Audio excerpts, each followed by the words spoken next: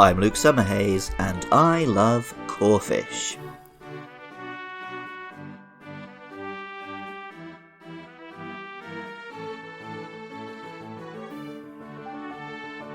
Unlike almost any other animal, human beings have spread all over every corner of the earth.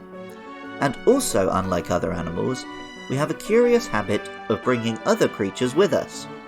This may be deliberate as pets or livestock, or accidental as they smuggle in with our food and on our boats.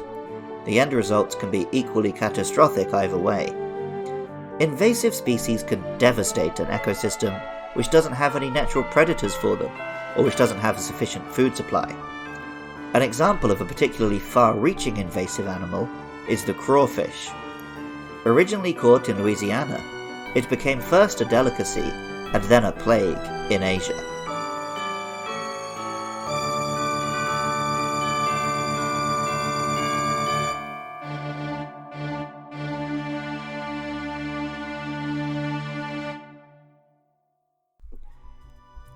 Corphish is a water-type crawfish Pokémon.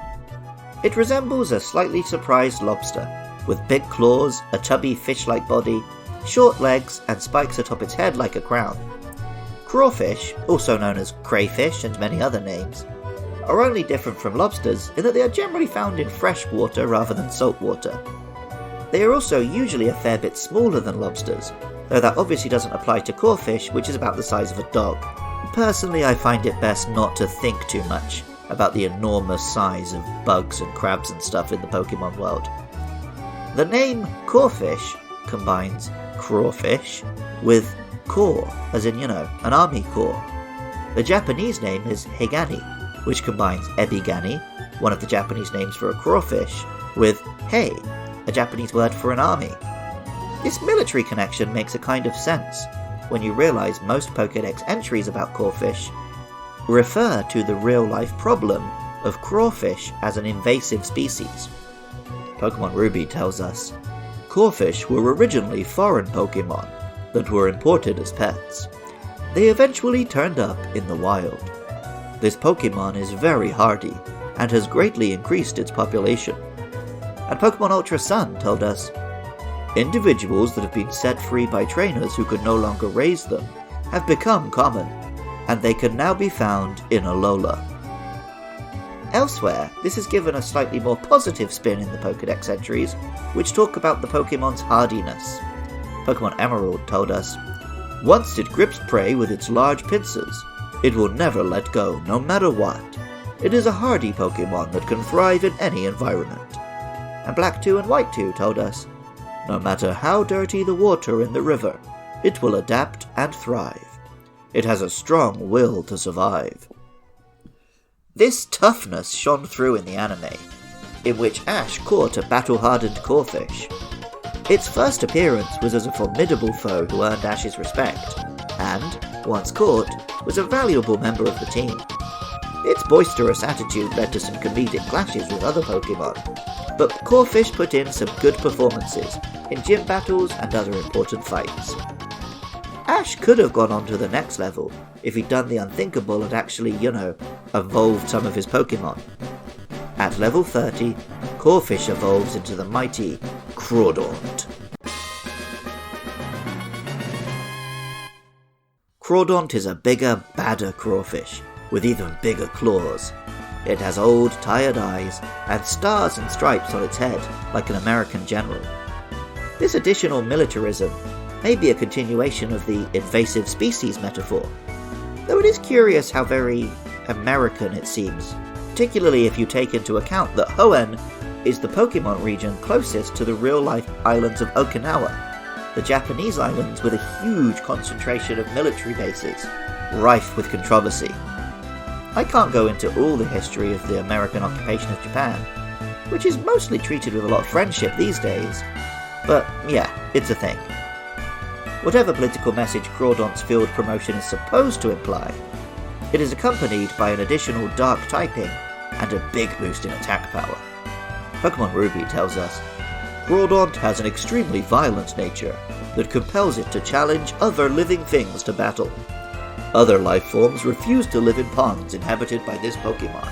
making them desolate places.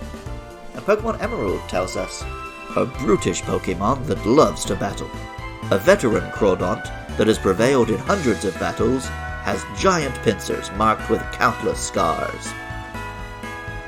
Crawdaunt, whose name combines crawfish with daunting, really is quite a competitor to come up against.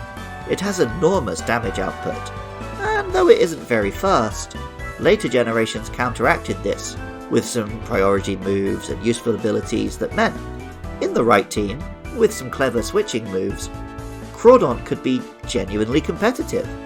It even made top cut in some video game competitions. Elsewhere, Pokédex entries throw in random crustacean facts, they talk about the gross subject of eating Pokémon, or they confirm that, like all bullies, deep down Crawdaunt is a coward. Pokemon Sapphire tells us, Crawdaunt molts its shell regularly. Immediately after molting, its shell is soft and tender. Until the shell hardens, this Pokemon hides in its steambed burrow to avoid attack from its foes. Ultramoon told us, its pincers often fall off. Unlike with Crabula or Clauncher, the meat in its claws is utterly nasty and stinking. And Ultra Sun told us, its temperament is rough and it loves to fight, but as soon as its pincers break off, it turns cowardly. It stays timid until they grow back. Combining an environmental message, a little geopolitical history lesson, and some biological science, with some big scary lobstrosities, Corphish and Crawdaunt are some incredibly weird Pokemon. I love them. Music for Luke Loves Pokemon is composed by Jonathan Cromie. Artwork for the show is by Katie Groves. Research, writing, producing and editing is all by me, Luke Summerhays. Funding is provided by listeners on Patreon at patreon.com/podcastiopodcastius. If you want to talk about upcoming monsters like Baltoy and Lileep, or any other monster, get in touch on Twitter or Facebook at LukeLovesPKMN, or find the show on Apple Podcasts, Spotify, YouTube, or wherever pods are found. I love hearing from you. And if you want to hear more from me, check out my Pokemon Twitch streams at twitch.tv/LukeLovesPKMN. I've been enjoying playing Shining Pearl at 8 PM GMT, Fridays and Saturdays, and people have been tuning in, either live or through the video on demand. So I'm thinking I'll keep it up, and actually invest in a decent capture card. I'm currently still messing around with my shoddy USB dongle, but by the time you hear this I might be using a nice Elgato or something. And even if you don't feel like doing any of that, thank you so much just for listening. I love Corphish, and remember, I love you too.